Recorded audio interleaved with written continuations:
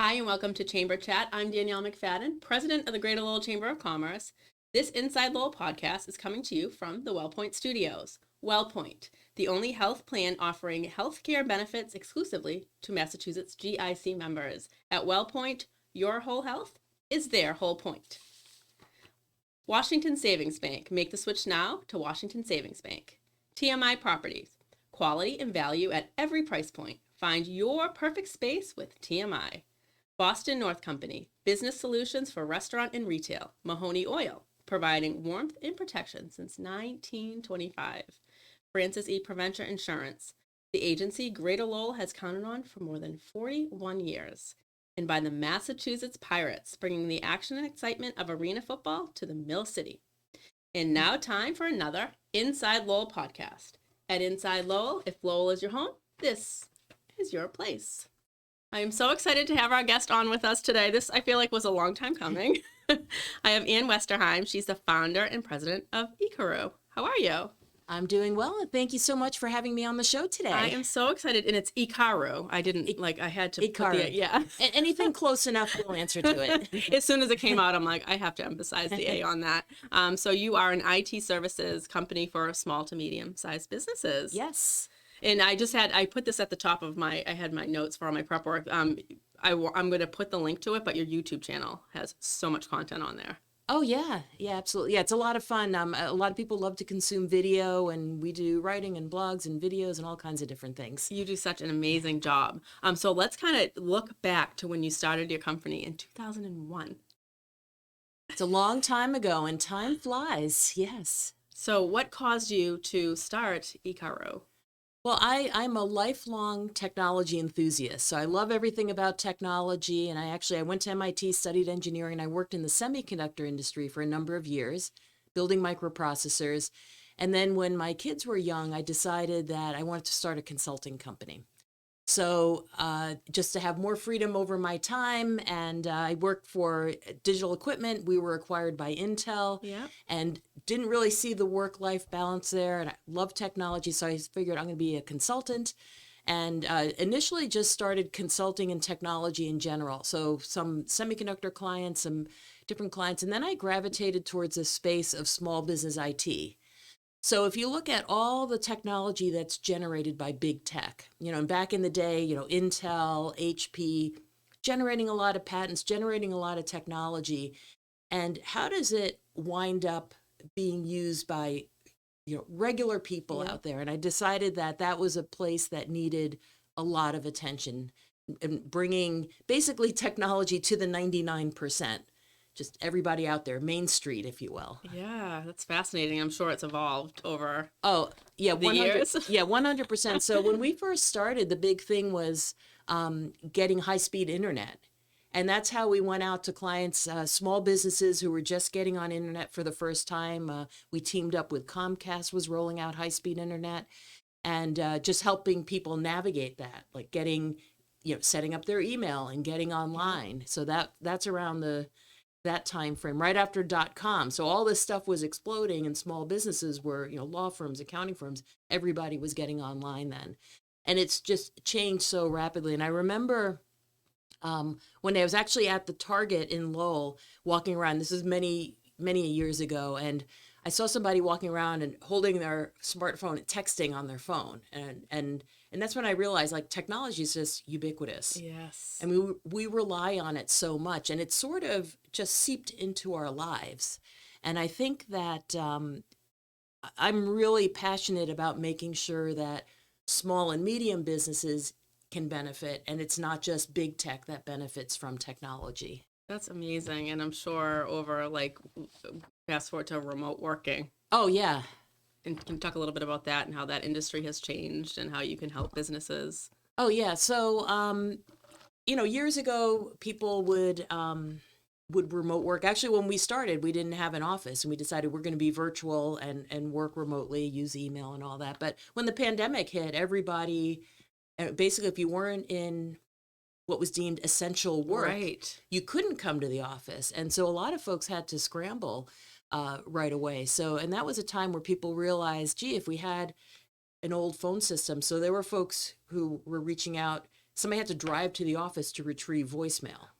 Like they just had such an old system. Right. So, with modern technology and enabling the whole remote workforce with a modern, what's known as a VoIP system, so that's voice over IP, you need an internet connection, and you can dial extension to anybody. So somebody could be at a cottage in Maine, and somebody could receive a call and transfer them over seamlessly. So all that technology exists, and it became really important to make sure that people could be productive and stay in business. So for a lot of folks, we were enabling phone systems, enabling virtual meeting capabilities. So the go-to platform that's integrated right into the phone system, or Microsoft Teams. Zoom was really popular as well, with consumers. So basically whatever platform people like, but you have to quickly find a way, like how do you get to your files? How do you can maybe remote into a PC at the office or work with a laptop, but there was a lot to do to scramble. And I'm really happy about the work that we did during that time, because we made sure that we were right there for all of our clients and anybody who needed help to just how do we do this? Yeah, I mean, a godsend really for businesses that are trying to keep afloat and not in the uncertainty of it all for so long. Yeah, and a lot of local businesses, if you look, restaurants, a lot of restaurants figured out how to quickly, okay, we're going to do online orders, and you could get food delivered to the trunk of your car, touchless delivery and all that. But for a lot of local businesses, the pandemic was really hard. Yep. And I'm finding now too with employers that want to attract and retain employees, a lot of them are saying, well, we want to work remote. Yeah. Or we want the hybrid schedule. Yeah. So that's not going away. Yeah, I think it's not going away. And actually, I just read in the news that Amazon is going to have 5 days a week in office starting January 2nd. Interesting. And it's going to be interesting to see how that plays out in the market, because I think that people really enjoy hybrid. I think it's great to get people together. Yep. Yes. And there's some, interaction that just yes, you have all the technology tools to interact remotely, but I think a lot of just innovation and just a lot of things you can solve just by getting people together around a table and talk about it and really get the reactions in real time. But I also think, one of our operations manager has 2 really wonderful dogs, and she works remote 3 days a week, is in the office. So we have that time together. Everybody works together. You can kind of hey, it sounded like you're having a little trouble with that. Can I help?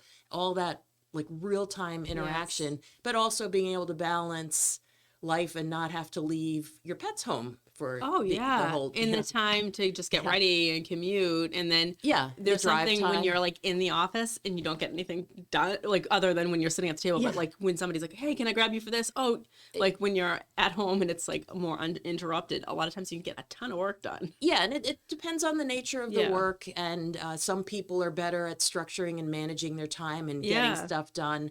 So I kind of think the hybrid approach works really well, that you get some time together. Yeah. But, and then it becomes, in terms of managing a business, the KPIs, the key performance indicators, does everybody know what their job role is? Right. Do they have a specific job role? But for folks who really understand exactly what their job role is, exactly what their deliverables are, if you've got a laptop, you can work anywhere. I know, it's really incredible. And it now, if you have a kid that's home sick or you're not feeling well, that flexibility is really nice. Yeah, and it was really complicated. I mean, that was one of the reasons it's a tough decision to leave the semiconductor industry. A lot of my friends and colleagues, have really done some wonderful things there. But, I've 3 kids, and it was just too complicated to be.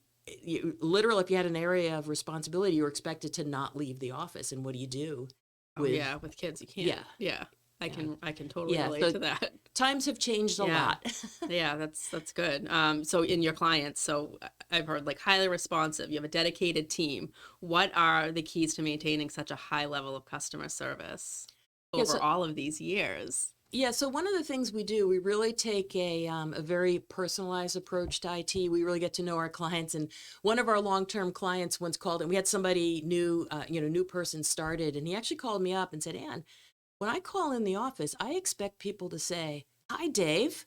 like I expect them to know. And like that's the level of service that we really strive for. And so we do a daily huddle every morning. We do a daily huddle so everybody knows who's working with who. And just like, hey, what's on your list for today? What's on my list for today? And then we might be able to chime in, hey, I just worked with them last week. So doing that daily huddle every day helps us keep kind of in sync. And then we do a weekly meeting where we get together. We talk about if we're onboarding a new client, what we may have had conversations with somebody for months, and we know a lot of details about how they, how do they work, what are the things that they like and don't like. But we spend a lot of time really, trying to understand our clients, not that, we have our screw ups and we're not perfect, but we really, sometimes I wish, and maybe I'll film that one day, I wish that people could see the behind the scenes, because we really, truly are dedicated to our clients, and we're there for them. And, we've had the tough moments where somebody, they get an email and they're really scared. It's like, no, that's a scam. Don't worry about it. Don't click on the link, but it's a scam. It's not a threat, that it appears to be. Yeah. And things like that. And I think that's really needed, because one of the things we say is, like, we strive to answer all our calls live. The way it works is sometimes like 5 calls come in at exactly the same time, and that's a little complicated to do, but we strive. And if I see a call go to voicemail during the day, people on the team are going to hear about it. And we track that because we want all the calls to be answered live. But in this day and age, you dial a big tech company, press one for English, 2 for Spanish. Is this a billing question? And you go through this entire voice tree, and then you find out the department you want to talk to. Oh, we close at 5, but meanwhile you've been on, in this voice tree for a long time, and we want to hold, and then you get disconnected, and you're like, I have to do this all over again. Yeah. So that's one of the sayings we have internally. We do not want to be 1-800 sit on hold. Oh, I love that. Yeah. And also you talked about a scam versus a threat, and I never thought of it that way. Oh, yeah. Let's talk about cybersecurity. I mean, that's such a big thing. And you have a book right here. Yes, Cybersecurity for Main Street. Your book. Yes, I'm sitting with a published author right now. How cool. So, Cybersecurity for Main Street, CyberFit in 21 days. And that's a big part of what we try to do, is humanize technology. And I made it kind of like an exercise book. It's a really easy read. There's a cartoon in every chapter. And I wanted it to be really accessible, because I think some people hear cybersecurity and they're like, oh, like, I don't want to hear all the acronyms, or they think, companies like MGM and Yahoo, the big companies make the national headlines. Colonial Pipeline, where all the gas supply was shut off a couple of years ago after a ransomware attack. People have this mistaken belief that it's just, they're targeting Sony. They're targeting all these big companies. Actually, most of cybercrime is just indiscriminate. It's folks sending out 1 million emails. Doesn't cost them money to do it, and somebody will click on that link. So actually, half of threats are hitting small businesses. You won't see it on the 6 o'clock news, right? But it's happening all over. And in our line of work, we see it, and folks have come to us. When they have a crisis, you won't read it about in the news. You don't know who they are, but it's happening all over. And half of threats are hitting small businesses, and most of them are just not prepared. And so part of what I was trying to do with the book is there are a lot of smart and affordable things people can do to stay safe online. So it doesn't have to be like, I don't have a Fortune 500 budget. Just a lot of like strong passwords. And that's what I do in the book, but strong passwords. Yep. Multi-factor authentication, those annoying 6-digit codes. They're annoying for a reason. Yeah, and they really do protect. But there was a recent scam that was going around where people would receive an email, and with AI and tools, this is really easy to do. So people would receive an email, and it was very threatening. It said, I know where you live, and here's a picture of your house. Because they can pull that off of that is like creepy. Google Maps, and they have a giant program that mail merges it. The first report I saw on that, it's a couple of weeks back now, on Krebs on Security reported on that. It's a great cybersecurity blogger. Gets a little technical, but he's out there with a lot of information. And just if you can imagine, if you don't know the behind the scenes, how this is done technically, and you receive, you're alone at night and you receive an email that threatens you, Yeah, with a picture of your house. demands money, House. and says, I know where you live. Yeah. Very scary. And so several Massachusetts police departments issued reports around that just to alert people. Yeah, it's creepy. And several years ago, and another scam that happens that people get an email, say, I've been on your computer and here's, like, I can prove it. This email is from you. It's a spoof. Yeah. It's not really, they weren't really in the email. And they said, and I know what your password is, because passwords, a lot of people reuse passwords, so they can, if LinkedIn has a breach, the passwords get dumped, you'll recognize that. And again, really scary, but we had a call from somebody in the community. So the scam was kind of going around, and they called their local police department. And the local police department wasn't aware that this was a scam, which sent this woman into like a panic, because she thought somebody was out to do harm. And usually they demand money. And that's another side note. The reason a lot of cybercrime has become so popular as a money-making device is cryptocurrency. It's untraceable, so they demand a payment in Bitcoin. Yeah. And so that's one of our missions, is we want to make sure that people are aware of the scams that are out there, because then when you get that, you think, oh, this is a scam. Right. Or actually, my daughter got a text message from Mass, Easy Pass, saying you owe $59 in tolls that weren't paid. And so that one's going around. People get text messages. I got that. Yeah. And I figured it was a scam, because I'm like, it's attached to my credit card. Like, if I don't owe anything. Yeah.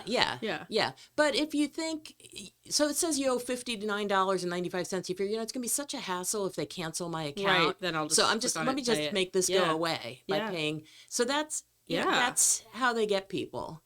So the more you know about all the scams that are out there, the safer you're going to be online. Yeah, and to the point of, a lot of times small to medium-sized businesses just aren't protecting themselves, right? Because they're just like, I don't want to pay the money, or like, what's the importance of having somebody like a company like Ekaru there for small to medium-sized businesses? Yeah, I think one of the things we do is decipher everything that's going on in cybersecurity, and try to drill it down to, okay, what are the smart and affordable things that people can do on a small and medium business budget? Yeah. Because we can't guard like Fort Knox. Right. But the basics, like making sure multi-factor authentication is enabled with strong passwords. Now, if you think about it, average person has about 100 passwords.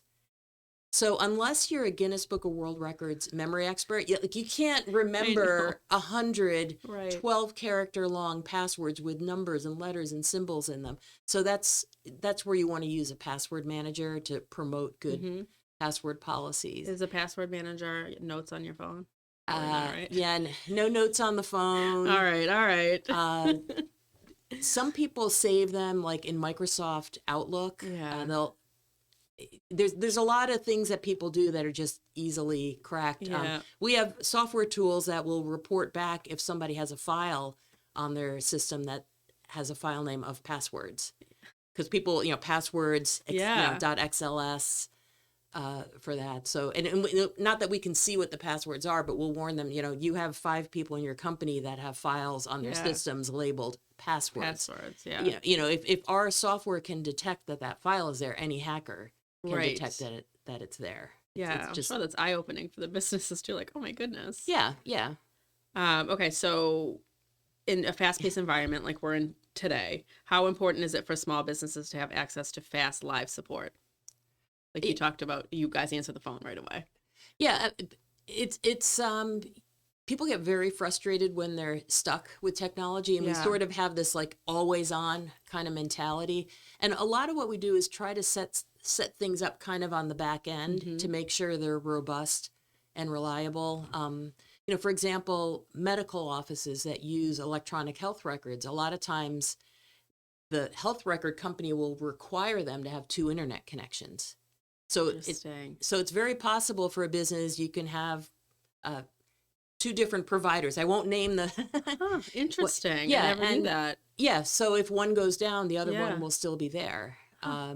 With phone systems redundancy, if the power goes out, for example, I can make calls from my cell phone using an app that will make a call using my office caller ID. So if all the power goes out and the internet goes out in my office and I still have coverage at least, Yeah. I can just get on the app and receive and make calls from the Fascinating. office phone number. So there's a lot of things you can do to make a robust environment. Yeah, and that's where Yeah. people come to you Yeah. to figure all that out. Do you have any advice to small businesses regarding IT and technology? I think, in this day and age, if you're not keeping up with technology, you're going to fall behind. Mm-hmm. And, especially right now, there's a lot of conversation about AI and using things like Chat GPT, idea generation. There are so many capabilities made possible with technology. And we talk about being able to work from anywhere, Yes. being able to be productive, sharing files online, setting up Microsoft SharePoint. So you don't need to have an expensive server in your office anymore that people have to do some complicated use some complicated tool to connect to. But I think that small businesses who don't embrace technology and digital workflows and okay, how can we use AI in our business? If you're not keeping up, you're going to fall behind.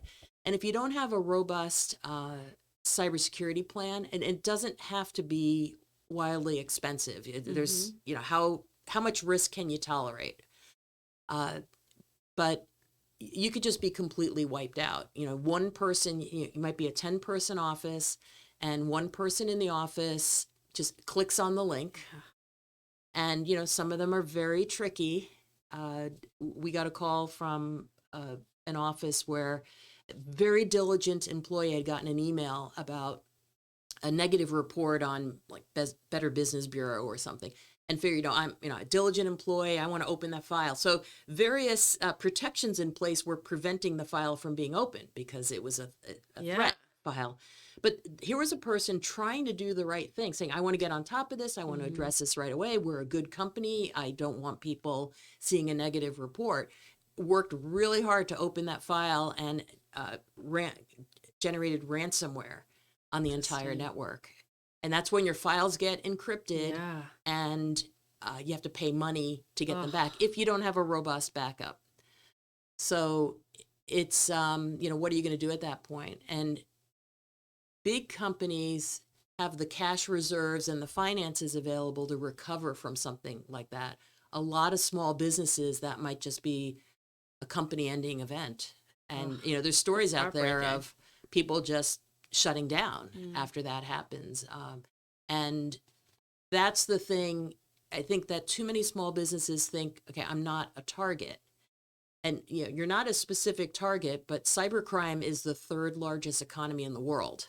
There's a lot of money in cybercrime. Oh my gosh. And yes, just behind the US and China, it's enormous. And for small businesses, they can send out millions of emails. It collects some money here, some money there, and it adds up to a lot of money. That's incredible. And it's not, with ransomware, the one really important thing for small businesses to know is it doesn't matter how important the data is to the criminal. They generally don't care about the data. What they care is how important is it to your business. And that's where folks need to just take action, know that the threat is real, but then know that there's a lot of smart and affordable things you can do to greatly decrease your risk. Doesn't go to zero, but you can greatly decrease your risk with just some smart actions. So if somebody were interested in working with you, what is the process like? Yeah, either you can email us at info@ekaru.com or email me directly, Westerheim@ekaru.com, EKARU. Go to our website. We're very active on social media as well. Or just, call us at our main number, 978-692-4200. And we're really a people-first company. And we hope that we can show clients that we're there for them. And We have clients to actually just come to our office too. We're not, you don't have to search around to figure out Yeah. how to reach us. So, And so at that point, is it you just learn more about the company and the ways that you could help them and that they could benefit from working with you? yeah, so we typically would do like an intro call, Yep. scheduled time, like maybe we get on the phone for 20 minutes, half an hour, just see if there's like a match for, what's going on in the Yeah. business, what kind of technology do they use, what are they looking for? And we, sometimes we just do a phone system for somebody. Like that's what they need. They have in-house IT, or maybe we do some security, or with our most general business model is we just act as the IT department. Yeah, that's great. So if you need help printing and scanning, or if you get an insurance questionnaire from your cyber insurance company with a whole bunch of acronyms you don't understand, we'll help you decipher that as well. great. So kind of we just try to find a fit that will work. Yeah, and like we always look at it as like no business is one size fits all. So you have to kind of work with the company Yeah. based on what their needs are. Yeah, we have we just started working with a machine tools company where they have an in-house IT person. Yeah. So there's things that person handles a lot of the day-to-day, but they're not reading up on, Microsoft 365, the latest technology. So we help. It's kind of like I don't know, a 50-50 kind of mix of what they do versus Yeah, what we do. But that's we work great. that out. Other folks will just say, I need this to work. I need a reasonable level of Yeah. security. You guys handle it. Yeah, And that's great. and other folks like want to learn about like we'll teach them, like, here's how you do this, here's Yeah. how you do that. Some folks are just really fascinated and interested by technology. Yeah. Some folks don't really, it's a necessary evil, but Right. we hope that people will have a good experience. They have the uptime they need, have the security that they need, because that's often overlooked. Yeah. And really use technology to help make their business thrive. Is there anything else you want the viewers to know about Ekaru? Give us a call, and if Yeah. you just no obligation, give us a call. We're happy to talk about technology. If you think that we're somebody you'd want to work with, we'd love to explore that. Or if you just have a couple of questions and we're a resource in the area. We do electronics recycling. Ooh, great. Every so often. So we actually have the truck coming to our office this Thursday. Okay. So Thursday, I think What's today is the 17th. So it's 19th. the 19th. Yeah. So we do that periodically, and that's pretty popular. People are free to bring in stuff from home because most items are that's free. We pay excellent. for the truck. Yeah. We do hard drive shredding, which is pretty cool. Yeah. They actually shred the hard drives there's a nominal fee for that, but that's Yeah. the best way to make sure your data doesn't get in the wrong hands. And then a week from today, we're having a lunch event where we have a speaker coming in talking about go to voice over IP phones. Oh, cool. So it's That's networking great. and you learn something out of it. So, just give us a call if folks are interested in that too. Awesome. We can share all that Yeah. information too when we Yeah. post this. This was great. We'll have to have you back on again because this is just a fascinating conversation and something. Oh, that's yeah, I'd love to. Constantly changing and evolving. Yes, absolutely. Great. Well, thank you. Yeah, thank you so much for thinking of us. And I really Yeah. enjoyed being here. Yeah, I enjoyed having you. And thank you all for tuning in to another great edition of Chamber Chat. We will be back again soon. Thank you.